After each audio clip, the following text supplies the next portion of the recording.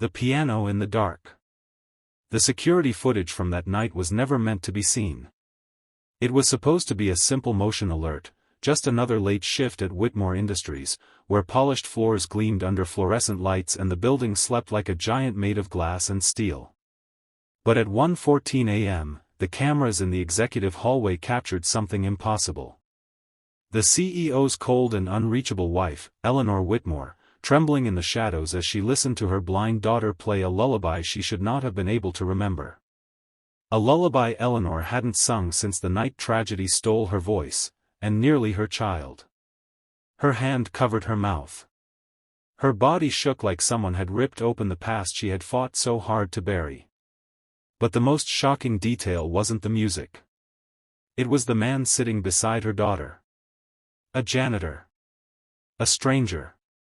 A single father with calloused hands and sorrow in his eyes.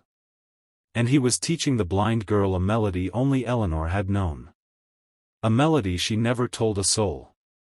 Before I reveal how a janitor could possibly know the song that was locked in Eleanor's past, and why she was secretly watching them, please like this video and subscribe to the Kindness Chronicles so we can bring you more stories filled with heart, suspense, and redemption.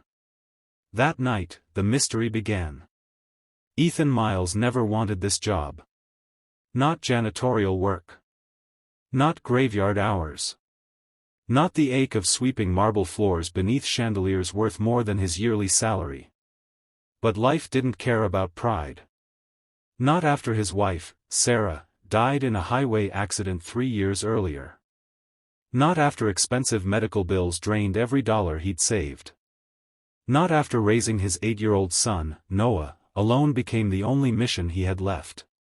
He worked nights so he could be home during the day, packing lunches, checking homework, pretending everything was okay even when his heart had been shattered into pieces that never fully fit together again.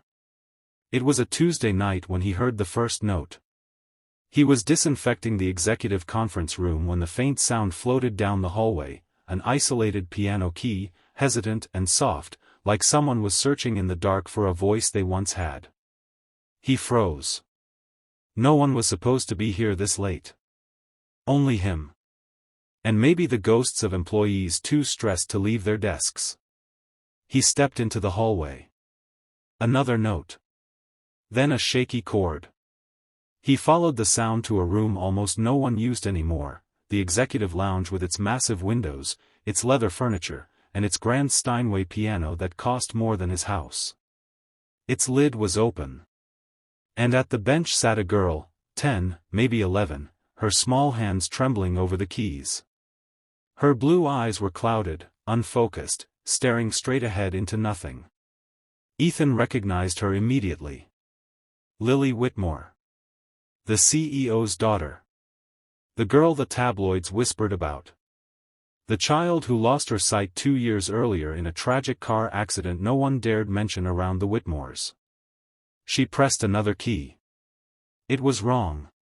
Too flat. Her shoulders tightened with frustration. Ethan cleared his throat gently. "Are you okay?" She startled, turning toward his voice with a mixture of fear and hope. I'm trying to remember a song," she whispered. "A lullaby." He stepped closer, his heart tightening. "Do you want help?" Lily hesitated. "Daddy says I shouldn't talk to strangers." "I understand," Ethan said softly. "My name is Ethan.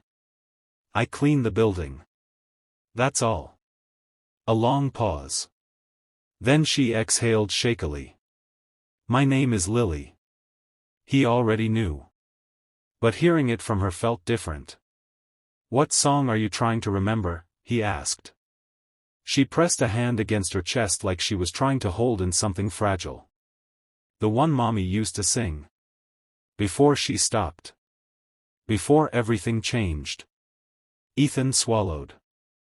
The Whitmore's secrets were not his business. But the sorrow in Lily's voice.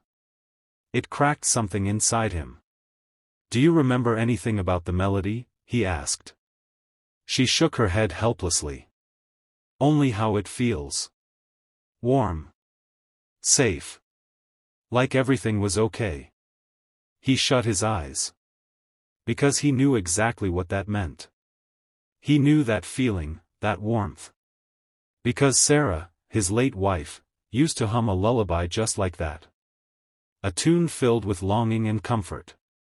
A song she never quite remembered the origins of, only that her mother had sung it to her as a child. He couldn't believe himself as he moved to the piano. He couldn't explain why his fingers touched the keys. But when they did, the melody poured out. Soft. Gentle. Haunting. The exact lullaby Sarah used to sing. Lily gasped. "That's it," she cried, tears spilling down her cheeks. "That's Mama's song." He froze. Eleanor Whitmore had sung this? The cold, unreachable CEO's wife? It didn't make sense. But Lily clutched his sleeve. "Please, teach me." He hesitated. His job. His boundaries. His life. But her eyes, clouded and scared, pulled him in. So he taught her. Night after night. He taught her to feel the vibrations through the keys. To trust her hearing. To memorize the spacing of intervals by touch. To believe that blindness didn't steal her music, it only changed the way she found it. Lily laughed again. Something she hadn't done in months. But Ethan wasn't the only one in the room. Every night, unseen, Eleanor Whitmore stood hidden behind the doorframe. Watching. Listening. Crying where no one could see. Because the lullaby Lily played. The lullaby Ethan somehow knew. Was the same one Eleanor had written at 19. The same one tied to a buried past. A secret she had kept from everyone, including her husband. But she said nothing. Not yet. The unraveling began on a night of storm clouds and cold rain. Ethan arrived as usual. The hallways were quiet. Too quiet. And then he heard it, shouting from the executive office. The CEO, Daniel Whitmore, was yelling into a phone. "My daughter is gone. She's missing. Find her now." Ethan's heart plummeted. Lily. Missing. He ran down the hallway, ignoring protocol, ignoring the rules, ignoring everything except the instinct pulling him toward the piano room. He found her curled beneath the Steinway, crying into her hands. "Lily," he whispered, kneeling. "What happened?" She threw herself at him. "They want to operate again. Daddy found another surgeon. I think he thinks my blindness is an embarrassment." Ethan held her close. He didn't know if that was true. But he knew her terror was. "You're safe," he said. "I'm here." But then. A voice like ice sliced the air. "Get away from my daughter." Eleanor stood in the doorway, her eyes cold enough to freeze time. Daniel was right behind her. Security guards flanked him. Ethan rose slowly, shielding Lily instinctively. "I didn't do anything wrong," he said steadily. She was scared. "You are fired," Daniel snapped. "Effective immediately." Lily screamed. "No. Dad, he helped me. Daddy, please." Eleanor said nothing. Her silence was worse than anger. Guards pulled Ethan away as Lily clawed toward him. "Ethan. Don't leave me. Please." His heart ripped apart. But he couldn't fight them. Couldn't keep his job. Couldn't keep her from crying. He walked out into the storm, soaked and shaking. "I'm sorry," he whispered to no one. "I should have known better. I should have stayed away." But the truth was not finished with him. Not even close. The lies beneath the lullaby. It was 2:47 a.m. when headlights cut through Ethan's dark driveway.